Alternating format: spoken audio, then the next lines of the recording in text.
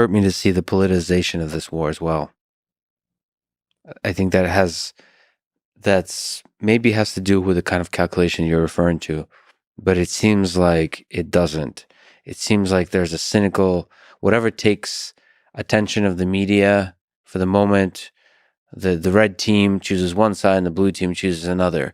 And then I think, correct me if I'm wrong, but I believe the Democrats went into full like support of Ukraine on the ideological side, and then I guess Republicans are saying, "Why are we wasting money? The prices are the gas prices are going up."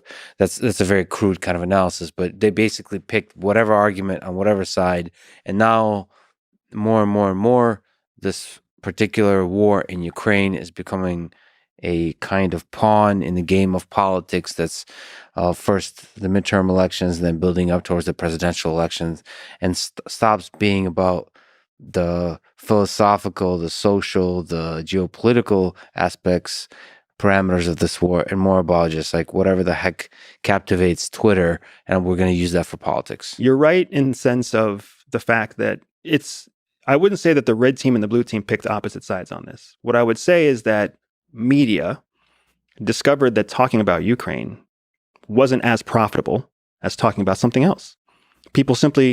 The American people who read media or who watch media, they simply became bored reading about news that didn't seem to be changing much. And we turned back into wanting to read about our own economy, and we wanted to hear more about cryptocurrency, and we wanted to hear more about the Kardashians, and that's what we care about. So that's what media writes about. That's how a capitalist market-driven world works, and that's how the United States works. That's why in both red papers and blue papers, red sources and blue sources, you don't see Ukraine being mentioned very much. If anything, I would say that your Republicans are probably more in support of what's happening in Ukraine right now because we're creating new weapon systems. Our military is getting stronger. We're sending these we get to test military systems in combat in Ukraine. That's priceless in the world of the military industrial complex. Being able to field test, combat test a weapon without having to sacrifice your own people is incredibly valuable. You get all the data, you get all the performance metrics, but you don't have to put yourself at risk. That is one of the major benefits of what we're seeing from supporting Ukraine with weapons and with troops. The long-term benefit to what will come of this for the United States, practically speaking, in the lens of national security, through military readiness, through future economic benefits, those are super strong. The geopolitical fight is essentially moot, because Ukraine is not a geopolitical player. It was not for 70 years. And after this conflict is over, it will not again. Just think about what you were just saying with the American people's attention span to Twitter and whatever's currently going on.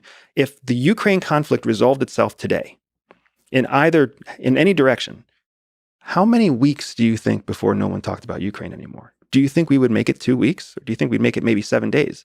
It would be headline news for 1 or 2 days. And then we'd be on to something else. It's just an unfortunate reality of how the world works in a capitalist democracy. Yeah, it just breaks my heart how much, I know that there's Yemen and Syria and that nobody talks about anymore. Still raging conflicts going on. It breaks my heart how much generational hatred is born. I happen to be my family is from Ukraine and from Russia. And so for me, just personally, it's a part of the world I care about in terms of its history. Because I speak the language, I can appreciate the beauty of the literature, the music, the art, the cultural history of the 20th century, through all the dark times, through all the hell of the dark sides of authoritarian regimes, the destruction of war. There's still just a beauty that I'm able to appreciate that I can't appreciate about China, Brazil, other countries because I don't speak their language. This one I can appreciate. And so in that way, this is personally really painful to me to see so much of that history, the beauty in that history, suffocated by the hatred that is born through this kind of geopolitical game, fought mostly by the politicians, the leaders. People are beautiful. And that's what you're talking about. People are beautiful creatures. culture and art and and science. Like these are beautiful, beautiful things that come about because of human beings. And the thing that gives me hope is that no matter what conflict the world has seen, and we've seen some devastating, horrible crimes against humanity already. We saw nuclear bombs go off in Japan.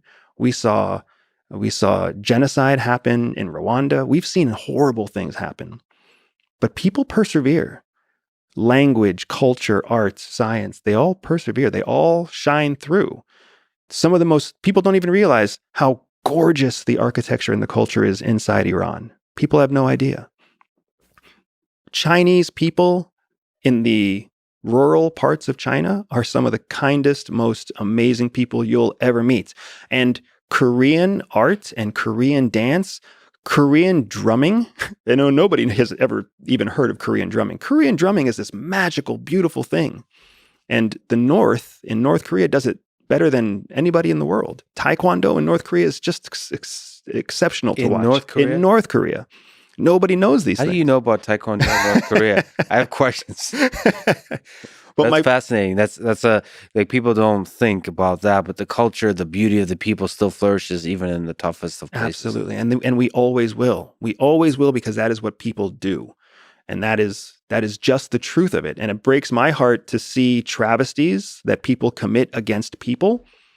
But whether you're looking at a micro level, like what happens with shootings here in the United States, or whether you look at a macro level, like geopolitical power exchanges and intra and interstate conflicts, like what you see in Syria and what you see in Ukraine, those are disgusting, terrible things. War is a terrible thing. That is a famous quote. But people will persevere. People will come through. I hope so. I hope so. And I hope we don't do something that I'll probably also ask you about later on, is things that destroy the possibility of perseverance, which is things like nuclear war, things that can do such tremendous damage that we will never recover.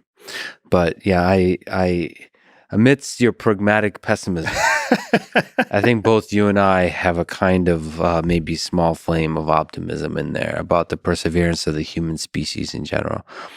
Let me ask you about intelligence agencies outside of the CIA. Can you illuminate what is the most powerful intelligence agency in the world? The CIA, the FSB, formerly the KGB, the MI6, Mossad. I've gotten a chance to interact with a lot of Israelis while in Ukraine. It's just incredible people.